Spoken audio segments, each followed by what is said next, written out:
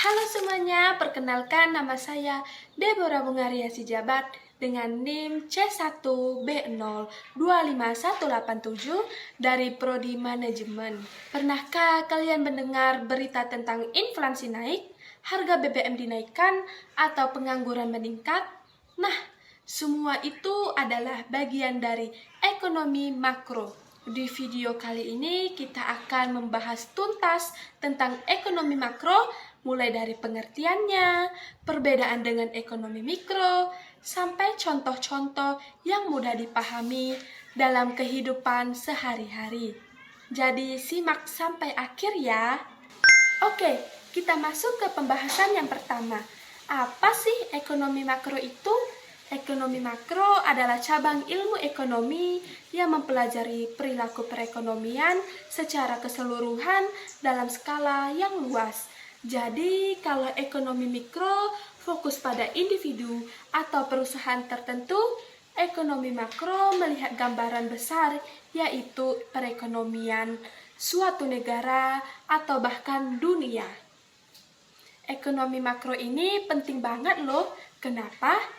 Karena ekonomi makro membantu kita memahami yang pertama, bagaimana kondisi ekonomi suatu negara, mengapa harga-harga naik atau turun, kenapa bisa ada pengangguran, bagaimana pemerintah membuat kebijakan ekonomi. Jadi dengan memahami ekonomi makro, kita bisa lebih paham dengan kondisi ekonomi di sekitar kita dan bagaimana itu mempengaruhi kehidupan kita sehari-hari. Nah, sekarang kita bahas perbedaan antara ekonomi mikro dan ekonomi makro. Ini penting supaya kita nggak bingung ya. Bayangkan, ekonomi seperti hutan.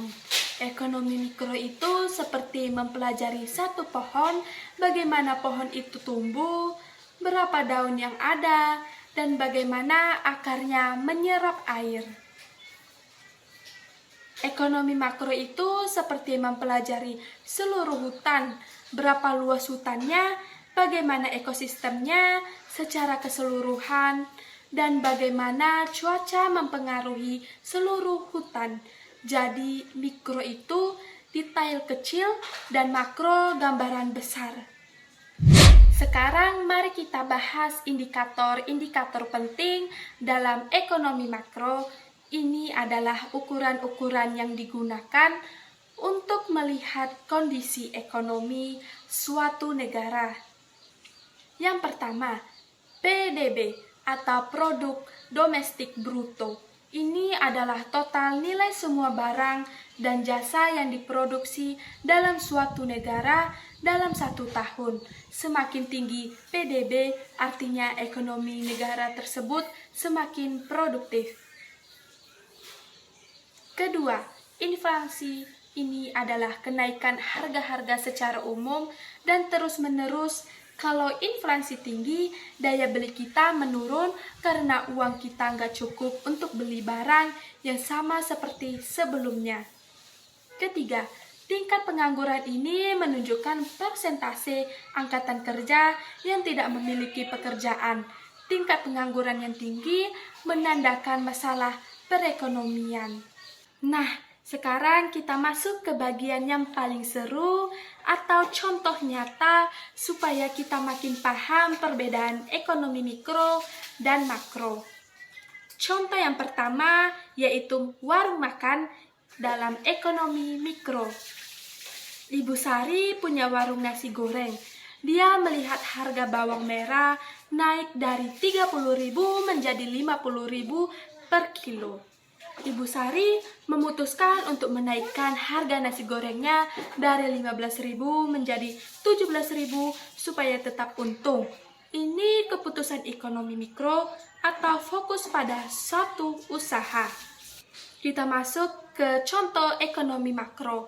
Pemerintah mengumumkan bahwa inflasi naik nasional menjadi 6% karena harga pangan naik di seluruh Indonesia.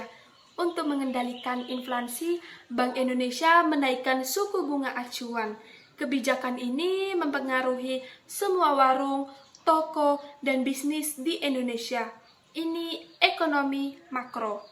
Kita masuk ke contoh kedua, yaitu membeli motor. Dalam ekonomi mikro, Andi ingin beli motor. Dia membandingkan harga dan fitur antara motor Honda dan Yamaha. Dia juga mempertimbangkan apakah uangnya cukup atau perlu kredit. Ini keputusan ekonomi mikro dan keputusan personal. Kita masuk ke contoh kedua dengan ekonomi makro. Pemerintah memberikan insentif pajak untuk kendaraan ramah lingkungan. Akibatnya penjualan motor listrik di seluruh Indonesia meningkat 200%. Ini mempengaruhi industri otomotif nasional dan emisi karbon negara. Ini ekonomi makro. Kenapa sih kita perlu memahami ekonomi makro?